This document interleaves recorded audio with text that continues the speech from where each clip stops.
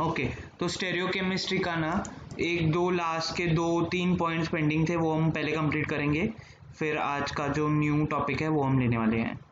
सो इनैंशोमर्स एक पॉइंट है वो रह गया था। So enantiomers, let's see what are enantiomers. Enantiomers are non superimposable mirror image isomers.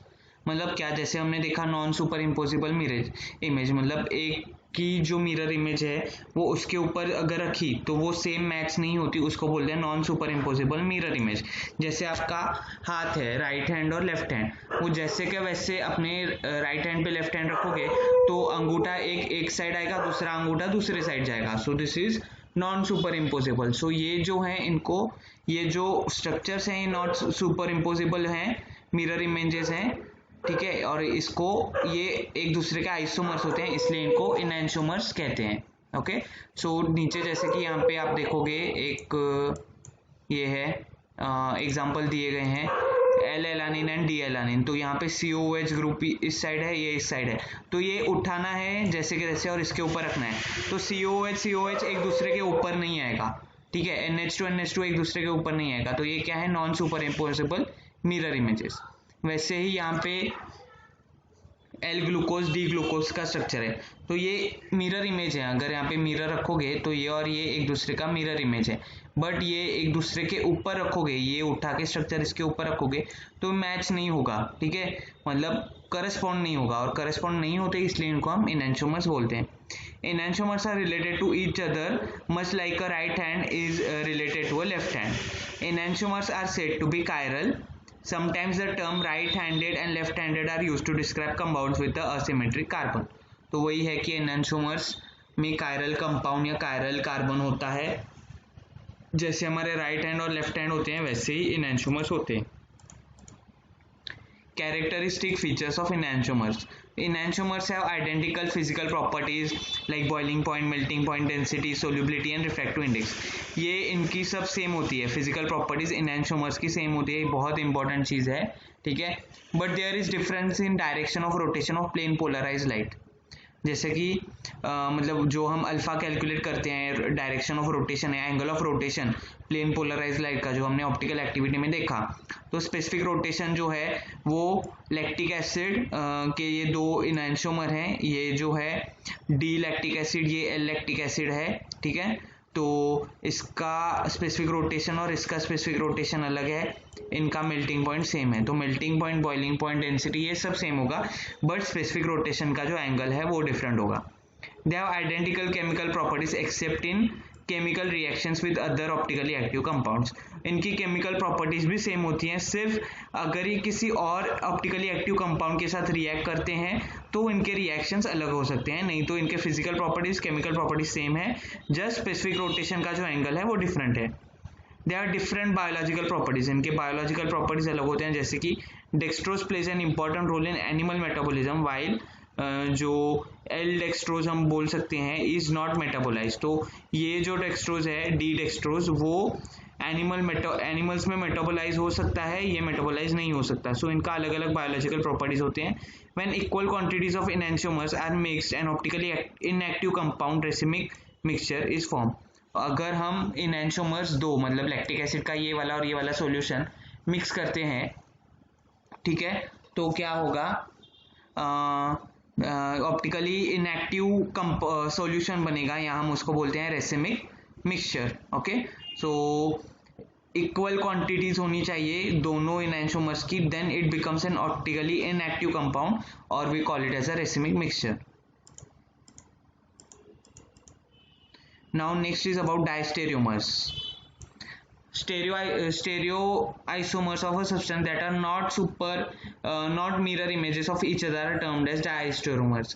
मतलब क्या, मैं बताता हूँ इजीली, ये एक दूसरे के मिरर इमेज नहीं है। ओके, कोई भी दो हमने स्ट्रक्चर ले लिए जो एक दूसरे के मिरर इमेज, ये मिरर इमेज नहीं है, वो हो जाते हैं एक दूसरे के डायस्टेरियोमर्स। तो ये कोई भी स्ट्रक्चर किसी के साथ भी डायस्टेरियोमर हो सकता है, जस्ट उसमें उतने नंबर के कार्बन्स हों, जैसे कि 1 2 3 4 5 कार्बन, यहाँ पे भी 5 कार्बन है, बट ये और ये एक दूसरे के मिरर इमेजेस नहीं है। ओके और अगर मिरर इमेजेस नहीं है तो super imposable non super imposable वाला फंडा यहाँ पे आएगा ही नहीं। ओके सो ये हो गया आपके diastereomers. They have different physical properties like melting point, boiling point, solubility, density, refractive index, इनका सब कुछ अलग होता है physical properties. Diastereomers have different specific rotation but they may have same और अपोजिट साइन ऑफ रोटेशन। तो इनको specific rotation होता है, फॉर एग्जांपल ये है आर है, ओके मतलब इसका स्पेसिफिक रोटेशन और इसका स्पेसिफिक रोटेशन अलग है, एंगल ऑफ रोटेशन भी अलग है, बट ये मिरर इमेजेस नहीं होते, उनको हम डायस्टेरियोमर्स कहते हैं। जो non superimposable mirror images हैं वो इनैंशियोमर्स हैं। नाउ ये इनैंशियोमरिक पेयर यहाँ पे हैं दो, ये और ये एक दूसरे का इनैंशियोमर है, ये और ये एक दूसरे का इनैंशियोमर है, और ये इनैंशियोमर्स मतलब ये मिरर इमेजेस हैं, ओके नॉन सुपर इम्पोजिबल ये भी, बट ये एक दूसरे के या ये इनैंशियोमरिक पेयर और ये इनैंशियोमरिक पेयर ये एक दूसरे के डायस्टेरियोमर्स हैं बिकॉज ये non superimposable mirror images हैं। Okay so this is how diastereomer मतलब कोई भी स्ट्रक्चर जो नॉन मिरर इमेज नहीं होते, दो स्ट्रक्चर हैं, हम उनको डायस्टेरियोमर सीधा कह सकते हैं। Next is meso compound. एक बीच में हमारे पास था कोई तो पॉइंट, उसमें किसी ने तो पूछा था व्हाट आर मेसो कंपाउंड्स, तो मैंने कहा था वो will be learning it in stereochemistry. तो अब देख लीजिए मेसो कंपाउंड्स क्या होते हैं। A meso compound is a molecule with multiple stereo centres that superimposable on its mirror image. मतलब क्या, इसमें मल्टीपल स्टेरियो सेंटर्स होते हैं और ये खुद पे ही सुपर इम्पोजल हो सकते हैं, मतलब खुद की ही आधी मिरर इमेज पे। नाउ नीचे आप यहाँ पे देखिए, यहाँ पे स्ट्रक्चर है ये वाला, ठीक है। तो यहाँ पे अगर हमने इसको डिवाइड किया, एक पहले वाला स्ट्रक्चर देखते हैं, तो OH ऊपर भी है, नीचे भी है, H यहाँ पे भी, H यहाँ पे भी है, Cl यहाँ पे भी है, Cl यहाँ पे भी है। तो ये ऊपर का पार्ट नीचे के पार्ट पे मिरर इमेज भी है और सुपर इम्पोजेबल भी है, मतलब ये OH OH पे आएगा, H H पे आएगा, Cl Cl पे आएगा इसके ऊपर रखा। तो ये क्या है, ये हैं सुपर इम्पोजिबल मिरर इमेजेस अपने ही स्ट्रक्चर के, खुद के इंटरनल प्लेन पे। ये देखो इंटरनल प्लेन यहाँ पे दिया गया है। Okay meso compounds are achiral compounds. ये कैसे होते हैं, achiral compounds that have multiple chiral centres, इनको मल्टीपल कायरल सेंटर्स होते हैं। Meso compounds are optically active, ये ऑप्टिकली एक्टिव भी होते हैं meso compounds. They have an internal symmetry plane that divides the compound in half. यही मैं बोल रहा हूँ, मेसो कंपाउंड क्या है, इसमें इंटरनल सिमेट्री प्लेन होता है। ओके ये और ये सेम होता है साइड इनका। Okay so these are meso compounds.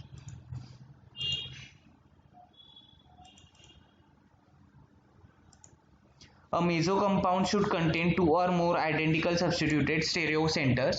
Also it has an internal symmetry plane that divides the compound in half. क्या होता है देखो, एक से ज़्यादा स्टेरियो सेंटर होते हैं और उनका इंटरनल सिमेट्री प्लेन होता है जो उसको हाफ में डिवाइड करता है। These two halves reflect each other by internal mirror। ये देखिए ये जो है ये एक दूसरे के रिफ्लेक्टिव हैं और ये भी एक दूसरे के रिफ्लेक्टिव हैं, इनको हम मेसो कंपाउंड बोलते हैं। यहाँ पे मल्टीपल कायरल सेंटर होते हैं, जैसे कि आप देख सकते हो यहाँ पे 2 कायरल सेंटर हैं, ये वाला एक, ये वाला एक, इवन यहाँ पे भी एक है और यहाँ पे भी एक है। तो यहाँ पे मल्टीपल कायरल सेंटर मतलब एक से ज़्यादा कायरल सेंटर्स होते हैं। The stereochemistry of stereo centres should cancel out. तो ये क्या हो जाता है, इसकी स्टेरियोकेमिस्ट्री एक दूसरे को कैंसल आउट कर देती है। What it means there is that when we have an internal plane that splits the compound into two symmetrical sides, the stereochemistry of both left and right side should be opposite to each other and therefore result in optically inactive। तो ये क्या हो जाता है, ये एक दूसरे को कैंसल आउट हो जाती है इनकी स्टेरियोकेमिस्ट्री ऑप्टिकल एक्टिविटी, और ये ऑप्टिकली इनएक्टिव कंपाउंड्स हो जाते हैं। कौन, अपने मेसो कंपाउंड्स। देखो line of symmetry, internal mirror plane यहाँ पे दिया गया है, ये और ये सब सेम है। देखो ये देखो यहाँ पे मिरर है, COOH COH OH OH, तो ये एक दूसरे के भी सेम है। और यहाँ पे इसकी अगर हमने मिरर इमेज लिया, इंटरनल इमेज, ठीक है, तो यहाँ पे आप देखोगे तो ये ऊपर का और नीचे का सेम नहीं हो रहा, तो ये मेसो नहीं है। अब ये देखो मेसो टार्टारिक एसिड, यहाँ पे इंटरनल सिमेट्री ली, ठीक है। Can you here my voice?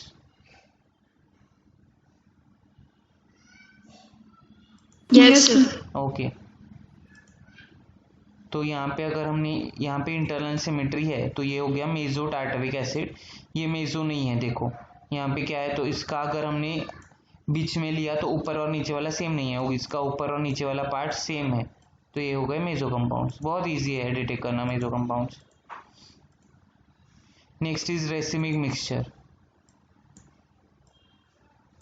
A mixture having equal amounts of enantiomers is called racemic mixture or racemic modification। दो अलग अलग enantiomer non super imposable mirror image वाले जो दो कंपाउंड है, उनका अगर हम इक्वल प्रपोर्शन में सॉल्यूशन बनाए तो हम उसको बोल सकते हैं कि वो है रेसिमिक मिक्सचर या रेसिमिक मॉडिफिकेशन। अ रेसिमिक मिक्सचर और रेसिमेट is one that has equal amounts of left and right handed enantiomers of a chiral molecule। The first known racemic mixture was racemic acid which Louis Pasteur found to be a mixture of, ठीक है, तो ये हो गया अपना। सो racemic mixture क्या है, तो it is an equal amount of enantiomers, दो मतलब एक राइट हैंडेड एक left handed enantiomer when we mix we can call it as a racemic mixture. तो फर्स्ट जो रेसिमिक मिक्सचर था उसका नाम है रेसिमिक एसिड, जो लुइस पास्चर ने बनाया था while mixing two enantiomeric isomers of tartaric acid। तो टार्टरिक एसिड के क्या किया था उन्होंने, अ पेयर ऑफ enantiomers, ये देखो टार्टरिक एसिड के, उनको मिक्स किया था और अपना रेसिमिक मिक्सचर बनाया था। Next is a racemic mixture is denoted by the prefix plus minus sign और DL साइन। इस साइन से रेसिमिक मिक्सचर को डिपिक्ट किया जाता है। For sugars the prefix DL may be used, indicating a equal 1:1 mixture of dextro and levo isomers। Also the prefix symbols RS and SR all in italic letters are used। तो आप RS लिख सकते हो, SR लिख सकते हो, plus minus लिख सकते हो, DL लिख सकते हो रेसिमिक मिक्सचर को डिपिक्ट करने के लिए। यहाँ पे टार्टरिक एसिड के ये दिए हैं स्ट्रक्चर्स, ये हो गए आपके ये है मेजो कंपाउंड, ये है D और L टार्टरिक एसिड का स्ट्रक्चर, और इन दोनों को 50-50% में या 1:1 के रेशियो में मिक्स किया तो उसको मिला था, क्या मिला था, तो रेसिमिक मिक्सचर मिला था, किसको, लुइस पास्चर साइंटिस्ट को। Next is resolution. The process of separation of racemic form into individual enantiomer is called resolution.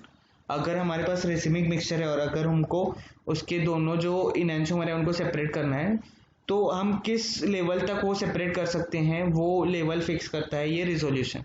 The following are various method use for resolution of racemic mixture.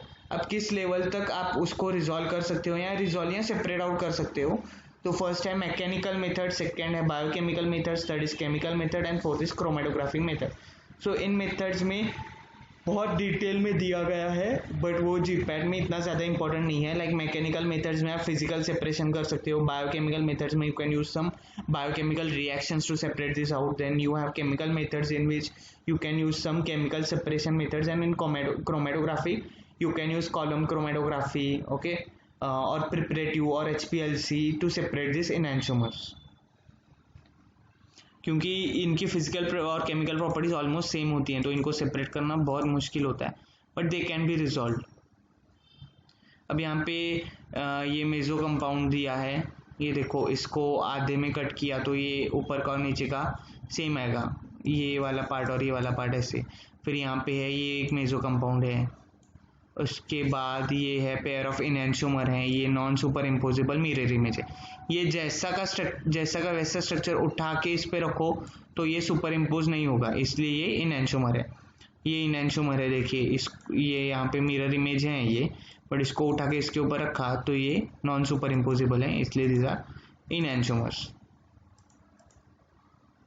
Next is exercise, which isomer is cis isomer and which is trans। So I think अभी we should start with some other new topic। तो ये आप देख लेना कि क्योंकि मैंने सिस और ट्रांस का पढ़ाया है तो उस हिसाब से यू कैन राइट अप। बहुत इजी है, A B C और D है। तो ये 3 एग्जाम्पल हैं, आप सॉल्व कर लेना। हम अभी नया टॉपिक स्टार्ट करते हैं और यहाँ पे हमारा ये जो है स्टेरियोकेमिस्ट्री वाला पार्ट है वो we finish here. So now we will be looking for some rearrangement reactions और नेम रिएक्शंस। तो रीअरेंजमेंट रिएक्शंस में भी नेम रिएक्शंस आती हैं और नेम रिएक्शंस में भी रीअरेंजमेंट्स आती हैं। तो whatever you want you can call it, but these are some important reactions for your GPAT, okay. So we'll be discussing this point today. तो रीअरेंजमेंट रिएक्शन, नेम रिएक्शन या important reactions, आप जो भी कहना चाहिए you can say to this. So first we have aldol condensation reaction. तो ये जो है एकदम बेसिक रिएक्शंस भी हैं, कुछ थोड़ी बहुत कॉम्प्लिकेटेड रिएक्शंस भी हैं, ठीक है. तो I have a document for you, a word document, and I will be sharing this word document with you. Total 51 reactions we have, and this 51 reactions what you have to do is आपको इसका basic जो mechanism है, ठीक है, वो आपको समझना है. इसका स्टार्टिंग प्रोडक्ट और इसका फाइनल प्रोडक्ट ये समझना है. रिएक्शन का मैकेनिज्म जीपैड में ज़्यादा करके नहीं पूछा जाता, पूछा भी जाए तो एक या दूसरा सवाल आता है, उसको पढ़ने के लिए आप इतना टाइम वेस्ट ना करें. आई वुड सजेस्ट, बिकॉज एक दो सवाल का अब पढ़ाई करने के लिए आपको बहुत टाइम देना पड़ेगा वो मैकेनिज्म पढ़ने के लिए, बट उस उतने ही टाइम में you can study some other subjects और some other points of chemistry जो आप जिसमें आप स्कोर कर सकते हो. क्योंकि जीपैड में जितने मतलब 500 मार्क्स के एग्जाम है तो 500 मार्क्स ही लाना है, ये टारगेट नहीं है. जितने ज़्यादा हो सके अच्छा रैंक लाना है, वो हमारा टारगेट है. Okay, so here we'll be seeing the first reaction, that is aldol condensation reaction. तो ये जीपैट नाइपर आपके ड्रग इंस्पेक्टर फार्मासिस्ट सबके एग्जाम में आ जाता है aldol condensation reaction. Two molecules of aldehyde or ketone having a hydrogen condensed together in presence of base like NaOH, Na2CO3. ठीक है, अब दिख रही है सबको स्क्रीन? देखो फर्स्ट रिएक्शन है aldol condensation reaction, ठीक है. तो इसमें क्या है, दो मॉलिक्यूल अल्डिहाइड के या दो मॉलिक्यूल कीटोन के हैविंग अल्फा. देखो फर्स्ट रिएक्शन है अल्डोल कंडेंसेशन रिएक्शन. आपने 11, 12 B pharm first second year के ओसी में भी पढ़ी होगी. तो यहाँ पे क्या होता है कि अल्डोल कंडेंसेशन मतलब इसमें अल्डिहाइड या कीटोन फंक्शनल ग्रुप इन्वॉल्व होता है. कौन से दो मॉलिक्यूल अल्डिहाइड के या कीटोन के कंडेंस होते हैं जिनमें अल्फा हाइड्रोजन हो. Okay, in the presence of base like NaOH, Na2CO3, BOH twice to form beta hydroxyaldehyde और beta hydroxyketone respectively.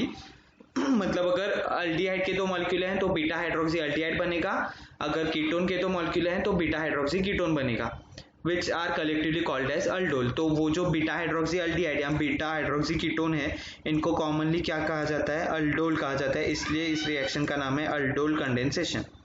Like you can see here acetaldehyde के दो मॉलिक्यूल हैं in the presence of dilute NaOH.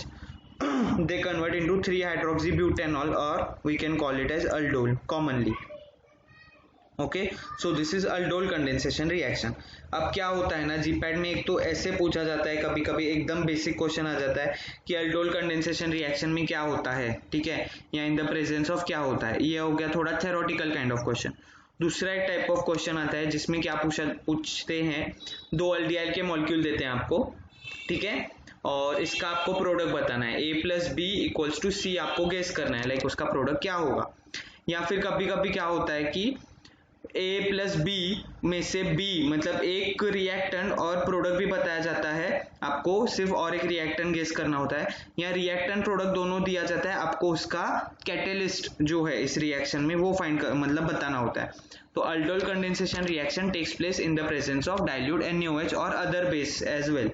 तो ये अभी इसमें ये भी होता है कि NaOH, Na2CO3, BOH twice and all of the above, ऐसा भी ऑप्शन आ सकता है. Okay, so all of the above option होगा तो यू विल गो फिर फॉर दैट, क्योंकि तीनों भी बेसिस हैं. Now next is bridge reduction reaction. In case of di-substituted alkynes, reduction with sodium in liquid ammonium gives trans-alkene predominantly. This type of reduction is known as bridge reduction reaction. ये अभी एक scientist के नाम से we can say is the reaction name, that is bridge reduction reaction. इसमें क्या होता है, di-substituted alkyne है. You can see a di-substituted alkyne here with reduction with sodium in liquid ammonium. तो यहाँ पे लिक्विड अमोनिया है, सोडियम मेटल है, गिव्स ट्रांस अल्कीन प्रीडोमिनेंटली. अब यहाँ पे ट्रांस अल्कीन मिल रहा है, that is trans but two EN.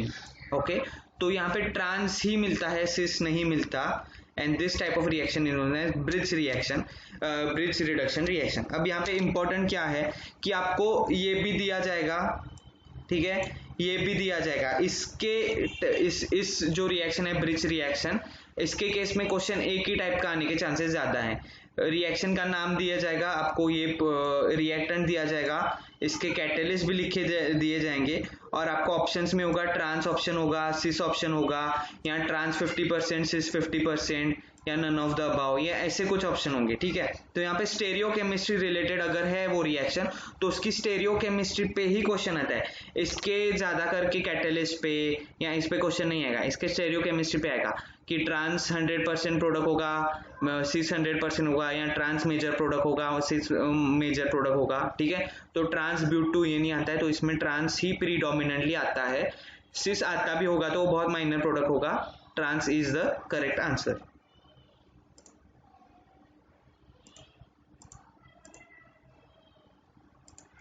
Next, third, we have Beckmann rearrangement reaction. Oximes on treatment with catalysts such as concentrated sulfuric acid, SOCl2, PCl5, etc. undergo rearrangement to form substituted amides. Reaction is known as Beckmann rearrangement reaction. अब इसमें क्या है, oxime है। Oxime में क्या होता है, oxime you can see here NOH, okay, acetophenone oxime है यहाँ पे। तो ये जो ऑक्साइम है ये under the influence of a catalyst that is H2SO4 SOCl2 PCl5, ये क्या करते हैं, रीअरेंजमेंट होती है इनमें। ओके, तो ये एक रीअरेंजमेंट काइंड ऑफ रिएक्शन है एंड इसको बेकमन रीअरेंजमेंट बोलते हैं। और what they form substituted amides. तो you can see amide group form हो रहा है CONH। ओके, रीअरेंजमेंट हो रही है और कुछ नहीं हो रहा, एन फिनिल एसिटामाइड। अब इस केस में आपको बताता हूँ क्वेश्चन क्या आता है। एक तो बेकमन रीअरेंजमेंट में कैटलिस्ट क्या होता है, एक वैसे पूछा जाएगा। दूसरा, ये जो साइड की चीजें है ना, ये कुछ भी हो सकता है, कभी बड़ी रिंग होगी, कभी बहुत ही कॉम्प्लिकेटेड स्ट्रक्चर दिया होगा। जीपैड में ना डराने के लिए ऐसे कुछ चीजें दी जाती हैं, बच्चे क्या हो जाते हैं, वो स्ट्रक्चर देख के डर जाते हैं, क्वेश्चन स्किप करते हैं। पर मेरा ये मानना है कि ऐसे जो क्वेश्चन है जिसमें रिएक्शन या स्ट्रक्चर से थोड़ा लेंथी क्वेश्चन होना, वो सबसे ज्यादा इजी होता है जीपैड में। तो इस केस में भी क्या होता है ना, ये जो ग्रुप्स है ना, अभी ये C6H5 को ऐसे रिंग करके दिया होता है। ओके, और फिर आपको कहाँ फोकस करना है, इसमें ये ऑक्साइम ग्रुप है और इसमें ये अमाइड बन रहा है। ऑक्साइम से अमाइड बन रहा है, मतलब ये अपना बेकमन रीअरेंजमेंट है, ये ज्यादा इंपॉर्टेंट है। फिर साइड में स्ट्रक्चर्स कुछ भी आए, ओके, जीपैड में कुछ भी आएंगे, नाइपर में कुछ भी आएंगे, या किसी और एग्जाम में, तो साइड के स्ट्रक्चर्स कुछ भी आए, ऑक्साइम से अमाइड बन रहा है, ये मतलब मेरा बेकमन है, बाकी मुझे कुछ नहीं देखना। Okay, so this should be your funda for cracking your examples for this your reaction kind of examples जो हैं, या रिएक्शंस पे इन पे जो क्वेश्चंस आएंगे जीपैड में, उस पे। Next, fourth reaction is Balz Schiemann reaction. तो आपको जो प्रोनाउंस करना है यू कैन प्रोनाउंस, प्रोनाउंसिएशन पे, स्पेलिंग पे मार्क्स नहीं है जीपैट में। ठीक है, so this is the method to prepare fluorobenzene from benzene diazonium salt by first converting it to benzene diazonium tetrafluoroborate. देखो अब क्या है, हमारा एम क्या है इसमें, फ्लोरोबेंजीन बनाना फ्रॉम बेंजीन डाइजोनियम सॉल्ट। और ये बेंजीन डाइजोनियम सॉल्ट को क्या किया जाता है, by first converting it into benzene diazonium tetrafluoroborate. ये है हमारी benzene diazonium salt. Diazo group मतलब क्या, ठीक है, NN ये जब आता है तो we call it as diazo group. Okay, now ये जो है डाइजोनियम ग्रुप, अब यहाँ पे इसकी सॉल्ट है इसलिए N ट्रिपल बॉन्ड N दिख रहा है, N डबल बॉन्ड N को भी we can call it as, so N triple bond NCl, ये हो गया आपका बेंजीन डाइजोनियम सॉल्ट। ओके, इसको हमें किस में कन्वर्ट करना है, तो डाइजोनियम टेट्राफ्लोरोबोरेट, बेंजीन डाइजोनियम टेट्राफ्लोरोबोरेट HbF4, और इसमें से HCl बाहर निकलेगा, यहाँ पे हो जाएगा बेंजीन डाइजोनियम टेट्राफ्लोरो, 4 फ्लोरीन है। ओके, और B है that is boron, that is borate. Okay, so इसके बाद इसको हीटिंग करने के बाद हमें मिलता है fluorobenzene plus nitrogen gas plus BF3 ट्राइफ्लोरोबोरेट। तो ये हो गया आपका बेल्स-शिमेन रिएक्शन। अब इस रिएक्शन में कुछ खास ऐसा है नहीं, बट ठीक है, आपको नाम से ये चीज पता होनी चाहिए, बेल्स रिएक्शन में क्या होता है, फ्लोरिनेशन होता है बेंजीन का। Okay, next is Clemmensen's reduction reaction. ये थोड़ी सी मतलब कॉमन भी है और इस पे क्वेश्चंस आ सकते हैं। तो in this method aldehydes and ketones are reduced with ZnHg amalgam and concentrated HCl। Zinc और इसका जो अपना मर्क्यूरी है उसका मिक्सचर को हम जिंक मर्क्यूरी अमालगम ऐसे, या जिंक अमालगम भी कहते हैं। जिंक अमालगम मतलब ही जिंक और मर्क्यूरी का मिक्सचर। ओके, और ये जिंक अमालगम ये एक बहुत ही अच्छा कैटलिस्ट है। और दूसरी इसके साथ अगर हम कॉन्सेंट्रेटेड HCl दें तो ये और भी रिएक्शन अच्छा होता है। क्लेमेंसन रिएक्शन में जो आपका बोलते हैं कैटलिस्ट, वो जिंक मर्क्यूरी अमालगम जो है वो बहुत इंपॉर्टेंट है, उस पर क्वेश्चन आ सकता है। आप बोलोगे ये तो सिर्फ हमने तो 10th 11th 12th में पढ़ा है जिंक अमालगम और क्लेमेंसन रिएक्शन। तो हाँ, वो उस पे उस लेवल का इतना इजी क्वेश्चन भी जीपैट में आता है। जीपैट में ज़्यादा हाई डिफिकल्टी वाले क्वेश्चन नहीं आते, इतने इजी क्वेश्चंस भी आते हैं। ओके, तो यहाँ पे you can C aldehyde and ketone है। अब यहाँ पे है अल्डिहाइड, हाइड्रोजन मॉलिक्यूल है, जिंक अमालगम, यू रिडक्शन रिएक्शन है इसलिए यहाँ पे हाइड्रोजन ऐड हो रहा है। ओके, रिडक्शन हो रही है, यहाँ पे ऑक्सीजन रिमूव हो गया देखिए, और हमें वाटर मिला इसके साथ। Same we have a ketone group here, यहाँ पे रिडक्शन होगा, ऑक्सीजन निकालना है, हाइड्रोजन ऐड करना है। Okay, so Clemmensen is a reduction reaction which involves zinc amalgam and HCl as a catalyst.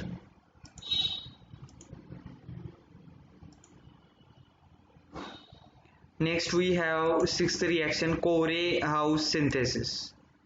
Corey, कुछ भी बोलो यार, it doesn't matter. Okay, in this reaction an alkyl halide 1 degree 2 degree or 3rd degree, that is primary secondary or third tertiary, आपका alkyl halide जो है is first converted into lithium dialkyl copper and then reacted with another alkyl halide preferably primary to give corresponding alkane। तो यहाँ पे क्या हो रहा है, अल्किल हलाइड से अल्केन हो रहा है। ओके, वो ज्यादा इंपॉर्टेंट है, अल्किल हलाइड से अल्केन बन रहा है। अब यहाँ पे देखिए अल्किल हलाइड है, that is it is converted to lithium dialkyl copper। Lithium इस अल्किल हलाइड से ट्रीट किया जा रहा है तो ये बन रहा है lithium dialkyl. Then we are treating it with copper and ether, so lithium dialkyl cuprate यहाँ पे मिल रहा है। ओके, और ये lithium dialkyl cuprate again we are treating it with another alkyl halide, यहाँ पे reacted with another alkyl halide preferably primary alkyl halide to give corresponding alkane. Okay, बहुत इंपॉर्टेंट है, अल्किल हलाइड से अल्केन बनाने में जो रिएक्शन का नाम है उसको कोरे हाउस सिंथेसिस बोलते हैं। ये पहली बात, इसमें लिथियम का इन्वॉल्वमेंट है, इसमें कॉपर का इन्वॉल्वमेंट है। ओके, लिथियम डायल्किल क्यूपरेट, तो ये जो अगर नाम आपको दिख रहे हैं तो this reaction is something related to Corey House synthesis reaction. What is synthesize, alkane is synthesize from what, corresponding alkyl halide.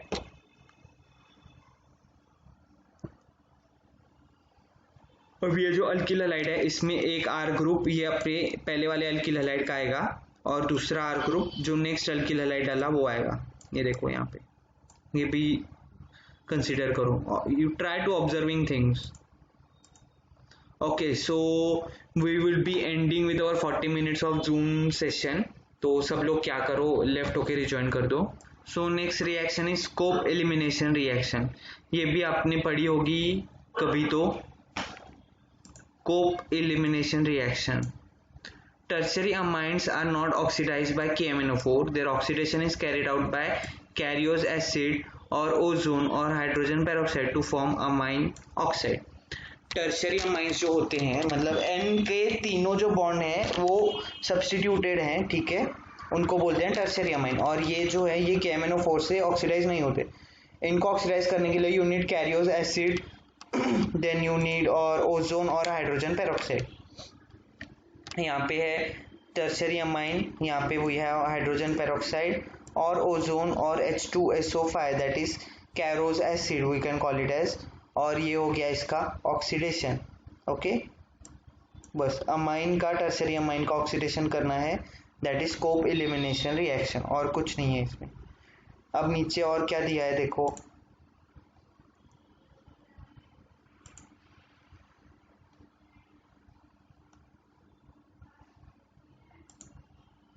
tertiary amine oxide containing a beta hydrogen atom forms an alkene. This reaction is called Cope reaction or Cope elimination.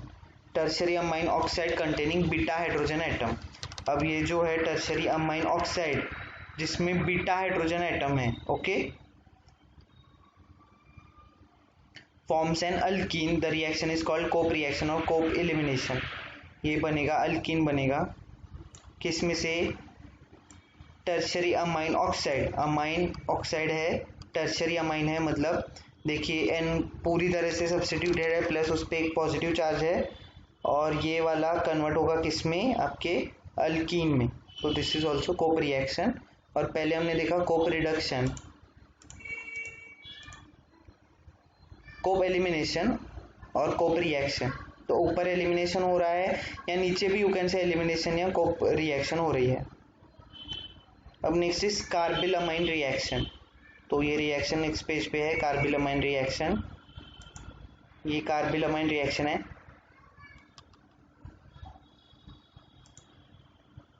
Just a minute. What I will do, I will put it below so that you can see it. Yeah. Now देखिए carbylamine reaction. Primary amines both from aliphatic and aromatic on heating with chloroform and alcoholic solution of potassium hydroxide forms isocyanates or carbylamines which have an extremely unpleasant odor. क्या है primary amine? किसके साथ मतलब कौन से primary amine? Aliphatic या aromatic, दोनों भी, कोई भी चलेगा.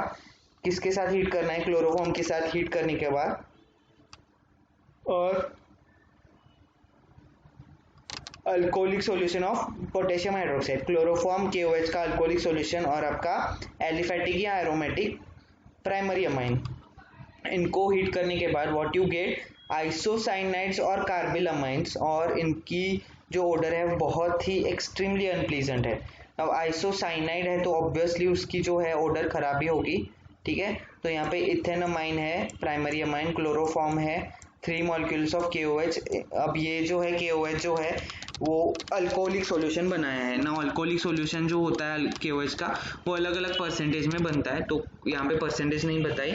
तो उसको हीट करने के बाद what you got is isocyanoethane. Okay, so cyano जो कंपाउंड है इसलिए इसका अनप्लीजेंट ऑर्डर है 3KCl + 3H2O. This is carbylamine reaction. Carbylamine amine की reaction, okay. And what they form? Carbylamines or isocyanades. Next is Claisen-Schmidt reaction. Claisen-Schmidt reaction. It is a base catalyzed cross-aldol condensation in which an aromatic aldehyde condenses with aliphatic aldehyde or ketone. ये क्या है? पहले देखो, पहले शब्द क्या बोल रहा है? इट इज बेस कैटेलाइज, मतलब इसका कैटेलिस्ट जो है वो बेस है. Cross aldol condensation in which an aromatic aldehyde condenses with the aliphatic aldehyde और ketone. अब ये क्रॉस aldol condensation है, मतलब aldol condensation में 2 aldehyde थे, यहाँ 2 कीटोन थे. अब यहाँ पे क्या है? एक aromatic aldehyde है, दूसरा aliphatic aldehyde या aliphatic कीटोन, कोई भी हो सकता है. इसको इसलिए क्रॉस aldol condensation बोलते हैं और इसको सिंपली क्लेसन रिएक्शन बोलते हैं. अब देखिए यहाँ पे हमारे पास है बेंजाल्डिहाइड, दूसरा हमारे यहाँ पे है कीटोन, ओके. तो पहले हमने लिया है एक एरोमेटिक aldehyde, फिर हमने लिया है ketone. It is a base catalyse, so हमने NaOH ले लिया डाइल्यूट. अब ये उसका हो गया intermediate compound and then we get benzylidene acetone, okay. So this is the reaction of Claisen Schmidt, okay. अब ये बेंजिलिडीन एसीटोन प्लस हमें वाटर मिल गया, फिर डाइल्यूट NaOH के साथ रिएक्ट हो गया, फिर ये हमने बेंजाल्डिहाइड लिया, डायबेंजिल एसीटोन बन गया. अब ये आपने मेरे हिसाब से आपके प्रैक्टिकल में भी की होगी डायबेंजिल एसीटोन बनाने वाली रिएक्शन. C6H5CH, C6H5CH और बीच में CO, okay.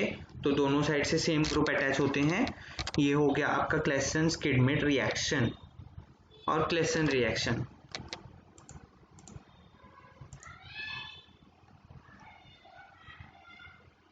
Next is Cannizzaro reaction. Cannizzaro reaction. It is a self-oxidation reduction reaction. ये क्या है? Self-oxidation reduction reaction जिसमें aldehyde that do not have any alpha hydrogen atom undergo fractionation reaction, that is self redox reaction in the presence of 50% aqueous or ethanolic solution of alkali. क्या है 50% aqueous या ethanolic solution किस चीज का, alkali का, in which one of the molecule being reduced to alcohol and other being oxidized to the salt of corresponding acid. अब एक molecule वो अल्कोहल में रिड्यूस हो रहा है, दूसरा ऑक्सीडाइज हो रहा है किसमें, salt of corresponding acid.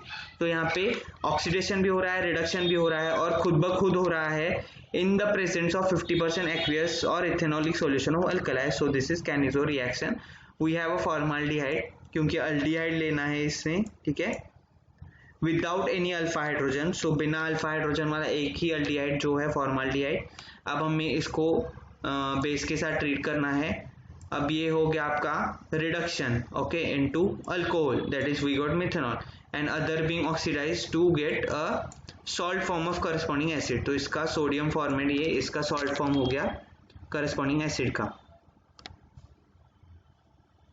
We can say HCOO और HCOOH, that is formic acid you बोल सकते हो आप. तो HCONA हो गया, इसलिए वो उसका सॉल्ट फॉर्म हो गया करस्पॉन्डिंग एसिड का. तो जो एसिड बनने वाला था उसका यहाँ पे सॉल्ट बन गया.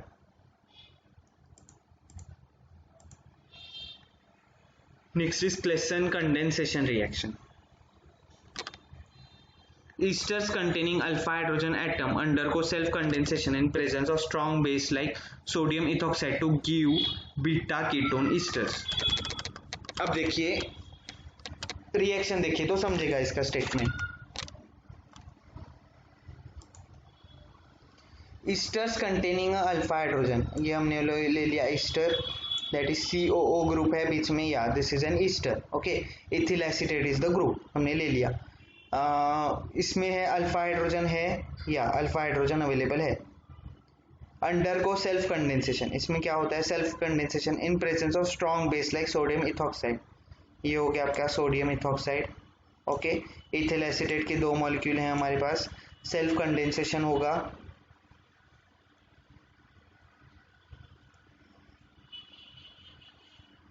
यहाँ पे हमें स्ट्रॉन्ग बेस चाहिए, okay, that is sodium ethoxide हमने लिया है, to give beta keto esters. ये हो गया आपका बीटा कीटो ईस्टर, इथिल 3 ऑक्सोब्यूटेनोएट.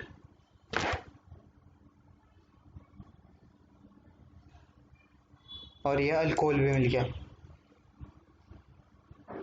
ये हो गया क्लेसेंस कंडेंसेशन. पहले हमने देखा क्लेसेंस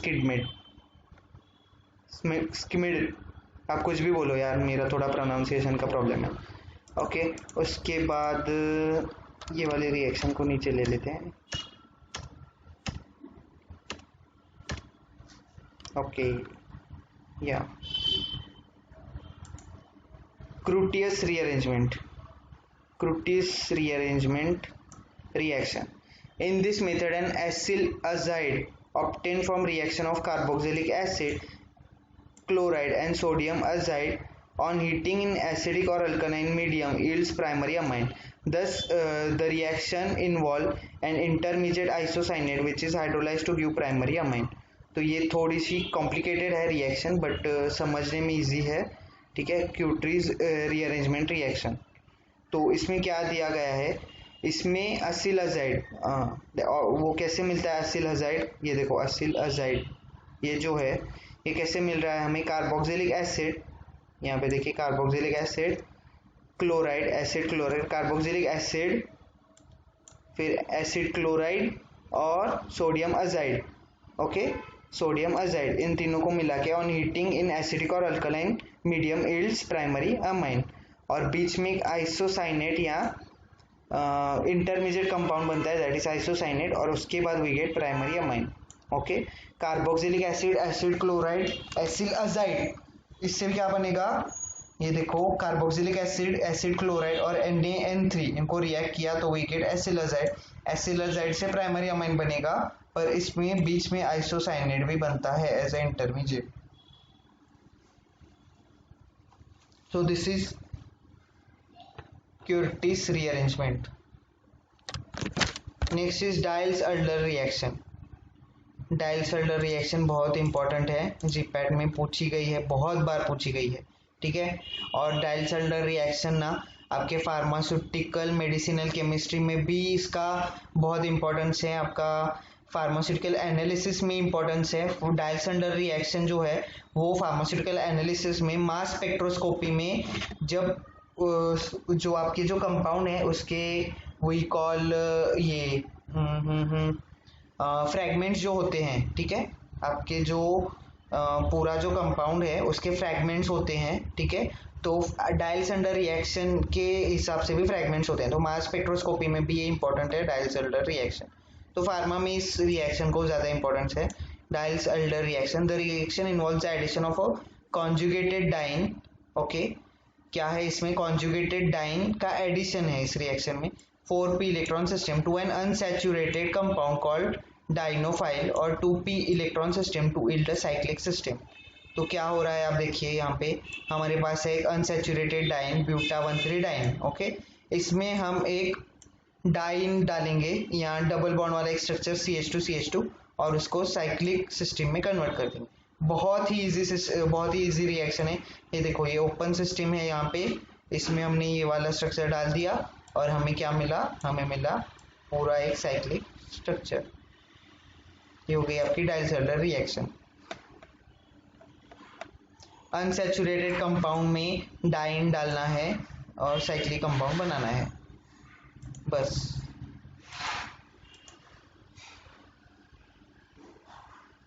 next is Etard reaction.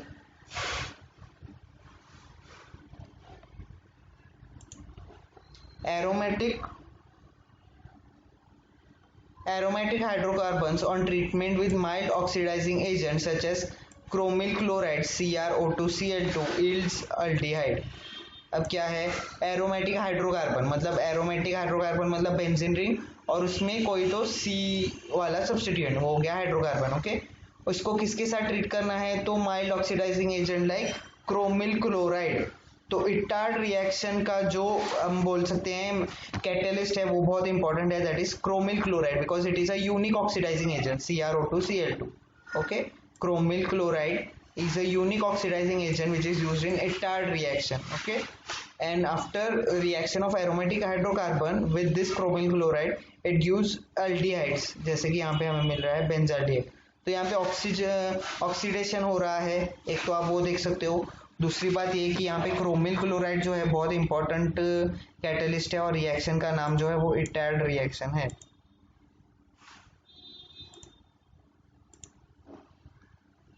Next is Frankland reaction. It is similar to Wood's reaction with the difference that instead of sodium, zinc is being used here in inert solvent. तो यहाँ पे ये सेम वुड्स रिएक्शन जैसी है, कौन सी, Frankland reaction, बस इसमें क्या चेंज है कि वुड्स रिएक्शन में सोडियम यूज किया गया है, इस रिएक्शन में जिंक यूज किया गया है, ओके। तो इतना ही चेंज है और कुछ नहीं।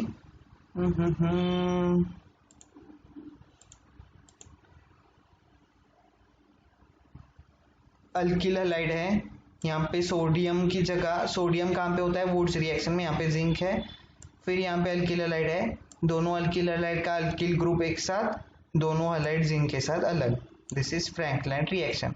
डायल्किल zinc compounds react with tertiary alkyl halide to give hydrocarbon with quaternary carbon atoms only. तो अब यहाँ पे देखिए डायल्किल जिंक कंपाउंड जो है ये वाला react with tertiary alkyl halide, tertiary alkyl halide के साथ रिएक्ट करते हैं to give hydrocarbons with quaternary carbon, hydrocarbon दे दिया जिसमें क्वाटर्नरी कार्बन है और ये वाला बाय प्रोडक्ट। तो ये एक्स्ट्रा इंफॉर्मेशन है इस रिएक्शन के रिलेटेड। आप मेन रिएक्शन समझिए, वुड्स रिएक्शन जैसी फ्रैंकलैंड रिएक्शन होती है, वुड्स रिएक्शन में सोडियम, फ्रैंकलैंड रिएक्शन में जिंक ये होता है, और ये जिंक क्या करता है, इसका ये X और इधर के इसका ये X अपने साथ लेके जाता है और R और R का बॉन्ड बनवा देता है, this is Frankland reaction. Next is Franklin reaction. Franklin reaction. Iodoalkanes can be conveniently prepared by treating alkyl chloride or bromide with sodium iodide in acetone or methanol. This is known as Franklin reaction. क्या है इसमें, देखिए alkyl chloride है okay, alkyl halide और bromide, इसमें chloride या bromide ही ले सकते हैं, विद सोडियम आयोडाइड के साथ रिएक्ट किया इन एसीटोन और मिथेनॉल, यहाँ पे एसीटोन या मिथेनॉल है okay, and what we get is alkyl iodide okay and NaCl। तो यहाँ पे क्या हो रहा है कि Cl यहाँ पे और I यहाँ पे एक्सचेंज हो रहा है और कुछ भी नहीं, ठीक है। So this is a kind of substitution reaction which Finkelstein reaction. अब आप बोलोगे ये तो बहुत ज़्यादा रिएक्शंस हो गए, इतने हम कब पढ़ें, कैसे ध्यान में रखें। तो आई वुड सजेस्ट आप इन रिएक्शंस को प्लीज़ ध्यान में ना रखें, आपने इनको बड़ी मतलब बार ना रिवाइज करें ओके। रिवाइज करने से क्या होगा, आपको सिर्फ इसके रिलेटेड के जो शब्द हैं, वर्ड्स हैं, वो याद आएंगे और वहाँ पे सब आंसर भी सामने है, क्वेश्चन भी सामने है, जीपैट में सब सामने होता है। तो बस उसके रिलेटेड कुछ आ भी गए ना, आपको रिकॉल हो गए ना पॉइंट्स, तो आप इजीली इसको सॉल्व कर सकते हो, कुछ भी डिफिकल्ट नहीं है। आपको रिएक्शन के नाम ये सब पूरी तरह से बाय हार्ट करना है, मुझे रट्टा मारना है, ये वाली चीज़ करने की ज़रूरत नहीं है इस केस में ओके। नाउ ये हो गई हमारी last reaction and I think we should stop here. Total 51 reactions हैं हमारे पास, तो हमने 16 अप्रॉक्सीमेट रिएक्शंस कर दी हैं, 51 रिएक्शंस हैं।